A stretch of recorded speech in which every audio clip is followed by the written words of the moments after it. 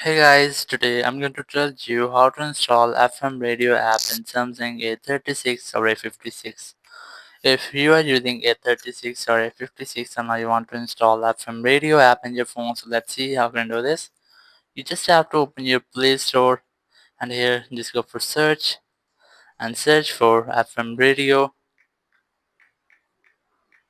Just search for this one and then you must have to look for this app in your phone. Just have one install and it will be installed in your phone.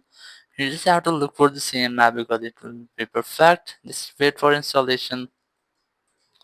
After installation, just have one open to open the app. And here you might have to set some accesses. Here just select allow from here.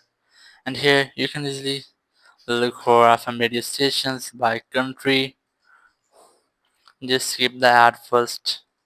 And here are different country. You can easily select one of them.